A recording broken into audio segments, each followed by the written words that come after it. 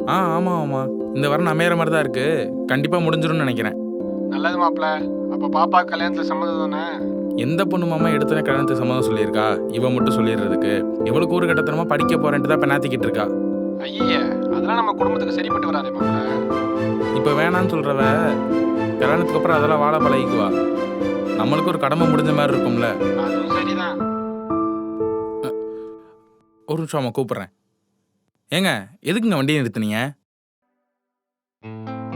ஏன் சார், நீங்க வரன் பாக்குறேன்னு சொன்னீங்கல்ல, அது உங்க தங்கச்சிக்கு தானே? தங்கச்சி தான், ஆனா கூட பிறந்தவ இல்ல, சித்தி மக. ஓ, அவங்களுக்கு எதுக்கு நீங்க வரன் பாக்குறீங்க? ஆமா, அவளுக்கு அப்பா இல்ல. அப்ப நான் தானே அந்த இடத்துல நின்று எல்லாம் பண்ணி வைக்கணும். ஒரு பாரமும் குறைஞ்ச மாதிரி இருக்கும்ல. நீங்க அவங்கள பாரமா பாக்குறீங்கல்ல, எப்பயாச்சும் அவங்க இடத்துல இருந்து யோசிச்சு பாத்திருக்கீங்களா? நான் எதுக்கு அதெல்லாம் யோசிச்சு பார்க்கணும்? அதானே, நீங்க எதுக்கு அதை பத்திலாம் யோசிக்க போறீங்க? அந்த பொண்ணுக்கு அப்பா இல்லைன்னு சொன்னீங்கல்ல, மேபி அவங்க படிக்கணும்னு ஆசைப்படுறது அவங்க அம்மாவை நல்லா பாத்துக்க கூட இருக்கலாம்ல. அதை பத்திலாம் ஏன் சரி யோசிச்சு பார்க்க மாட்டீங்க? அந்த பொண்ணுக்கு விருப்பமே இல்லாத கல்யாணத்தை பண்ணி வச்சிருவீங்க. நாளை பின்ன அந்த பொண்ணுக்கு இந்த வாழ்க்கையே பிடிக்கலன்னு உங்ககிட்ட வந்து நின்னா அப்பவும் ஐயோ தெரியாம பண்ணிட்டோமா சாரி எல்லாம் கேட்க போறதில்ல.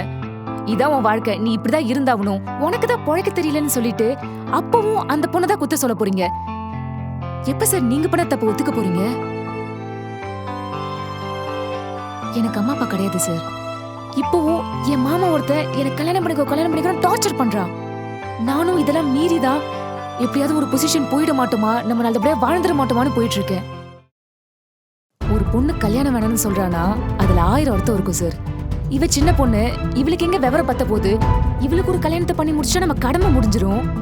இப்படிலாம் நினைக்காம ஒரு வாட்டியாச்சு அந்த பொண்ணு நிலைமையில இருந்து யோசிச்சு பாருங்க சார்.